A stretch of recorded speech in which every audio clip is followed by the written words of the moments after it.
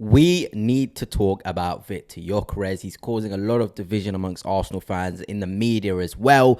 Some of it a bit unfair, some of it, according to some people, quite valid. So we'll get into all of that. But before I begin, if you are new here, please do hit the subscribe. And if you do enjoy this video, hit the like as well. It'd be greatly appreciated. And of course, a shout out to the guys at Dragon Jersey for once again sponsoring this video. You know the drill. Arsenal kits, past or present, or any type of kit, they're the place for you. Code Fanatics for 10% off.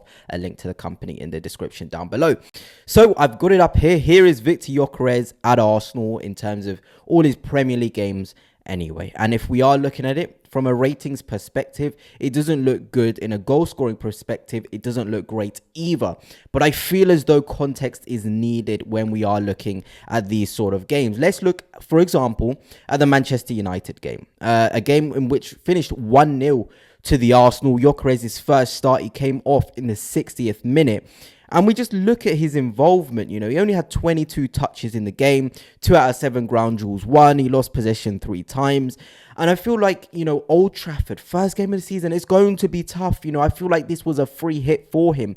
And he showed signs of being really impactful in terms of the amount of runs he made. He was found a lot of times by Odegaard. Sometimes the ball to him was overhit and he wasn't able to do much with it. But I feel as though throwing him in at Old Trafford, you can almost say to him, it's fine. You know, you showed enough to suggest you're going to be a really good player for us. He gave De Ligt a really good dueling battle. And obviously he'll be quite disappointed not to come away with that game without a goal because he's hungry. He always wants to score goals. But in terms of that game, you know, collectively as a team, even the likes of Saka and Odegaard and Zubimendi, I think Odegaard was our best player on the day. But those guys, you know, your Declan Rices, they didn't play well whatsoever as well. So in the context of the team and how the team performed, it wasn't great. It genuinely wasn't great whatsoever. But let us now move on to sort of the next game. And this is where we got to see a bit better of Viktor Gyokeres. He got an 8.8 rating. Like I said, I don't like rating apps, but they sort of do help you gauge in terms of the impact of a player. I feel like if you get a high rating, it shows you were very impactful in the game and you had a lot of actions. And if you get a really low rating, as we'll go through, it means though you had a lot of actions and you weren't positive with them. He played 90 minutes. He scored 2 goals. He had 1.28 expected XG. And I feel like that goal he scored against Leeds, the first one, was what Viktor Gyokeres is all about. Find him early, get him in the behind, let him dribble, let him go 1v1 because he can be quite good 1v1. And the finish was really smart into the bottom left-hand corner. And you're sort of thinking to yourself, this should push you on. You know, Leeds are the sort of games where you want your centre forward to be scoring and stat padding in a sense. But you know, the Premier League's tough. You know, you can't even really stat pad in the Premier League. And we're looking at 2 shots on target, 1 shot off target. You know, this was a game where he had that big chance which he missed, which fell to him. But he's involved. And I feel like the biggest thing with Gyokeres and why people are sort of so against it is because he hasn't been involved enough in terms of the main chances falling to him. You know, he's either a second out or just a bit slow in getting his feet sorted out. And it can be quite frustrating, but this is his first proper games in the Premier League and a new team. And you just feel he's almost a split second behind everyone else. But that should give us encouragement that he's a split second behind because it will show that he can get even better. He can improve. He can hit even higher levels. You know, we're looking at it here, 24 touches. You know, really good. 2 out of 5 ground duels, 4 out of 5 aerial duels as well. For somebody who's not going to be sort of known for being a lethal in the air, he was doing really well in those duels up against Leeds. So that game was quite positive. We saw so much positivity in sort of what Viktor Gyokeres can do against these sort of opponents, creating a goal for himself. The penalty he took was very good. Then we're sort of getting on to the 3rd game of the season, I think against Liverpool. It was quite disappointing. But again, the game as a whole was disappointing. Even when you look at the likes of Ekatike, who gets compared to Gyokeres quite a lot, they weren't too far away in terms of impact in this game. Both of them had 0 impact. But we're looking at it. He had 17 sort of touches in the game. He had a pass accuracy of 71%, 2 key passes, 3 out of 5 ground duels won. So those stats do suggest that he was actually better than people are saying. Look, Again, I don't think ratings are great, but look, he got a higher rating than someone like Ekitike. Ekitike had 18 touches, 2 out of 5 accurate passes, won only 2 out of 8 ground duels. So I feel like context needs to be applied, and it's quite unfair to me, to be honest, when I'm seeing the way Gyokeres is talked about and the other centre forwards are going against him and not performing to those high levels as well. You don't hear it. We don't hear that Ekitike had a poor game against Arsenal, but we just hear that Gyokeres did. And it was, again, a difficult game. Look at the context of these games. Away to Old Trafford and away to Anfield. Your first 2 games away from home in the Premier League. And it doesn't even get better than this if we keep on talking away from home.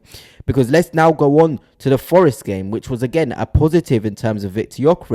He scored again, and he was substituted in the 68th minute, but you felt sort of confident in Viktor Gyokeres in terms of his contributions in the game. 7 out of 10 accurate passes, 24 touches. He won all of his aerial duels. He hit the woodwork as well. It was beautiful from him. The way he drove, the way he took that shot on. It was really, really nice to see. These are the sort of things you want to see from your centre forward, and it was a good team performance as well. Like, if you look at the stats, we had 16 total shots and 5 big chances.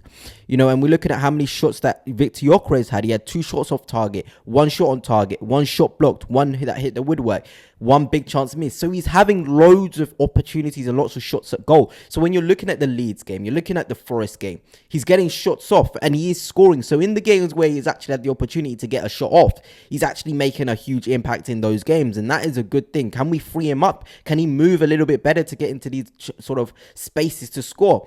And there's been this sort of thing that a lot of Arsenal fans have done as we now move on to the City game, in terms of Viktor Gyokeres is somebody that occupies the centre halves, and by occupying the centre halves he creates space for Saka. Great, but we didn't sign him to do that. Ultimately we signed him to score goals, and the way he's going to score goals is by having opportunities to shoot. Like, look at the game against Manchester City.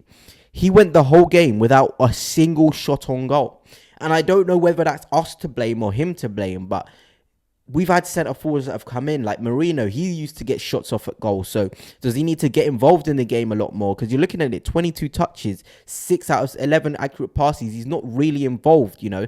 But then you think about your Haalands of this world. Are they heavily involved in the games? Not really. Not really whatsoever. So it begs the question, really. It's not really a problem with Gyokeres. It's not really a problem with us. It's just about getting the rhythm and the timing. Look, we're only 7 games into the season. City, again, a tough game. Then you're again going against Newcastle away from home. Look, you're going away to Newcastle. You're going away to Manchester United. You're going away to Liverpool. And our bogey side, next game, away to Fulham. It's a joke, the amount of really tough away games that he's already had to be involved in. But again, a game in which, again, he had 32 touches, a bit more involved. I think this was probably one of his best games for us in terms of his hold-up play. It's a positive, you know, the way he was shielding the ball, the way in which he was linking the play. He was really good, but no one will talk about it. No one will talk about the impact of Viktor Gyokeres in these games and what he's doing, you know. And it shows 1 out of 9 ground duels won and 1 out of 9 aerial duels won. It doesn't show great reading. But we watched that game and we felt Viktor Gyokeres had a phenomenal impact. And that is all you can ask for. He had a phenomenal impact in the game. He was involved. You know, he had opportunities to shoot. The one where Eze slipped him through and he didn't get his shot off. So he's there. He's in position to shoot. Can he be a bit sharper?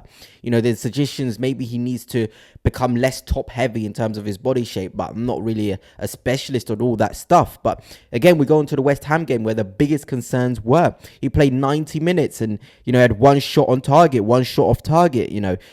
He's only getting 2 shots on goal per match. You know, Havertz was getting about 5. Marino was getting about 5.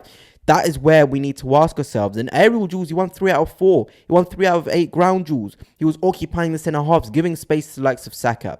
So in terms of impact, I feel like Mikel Arteta said it perfectly.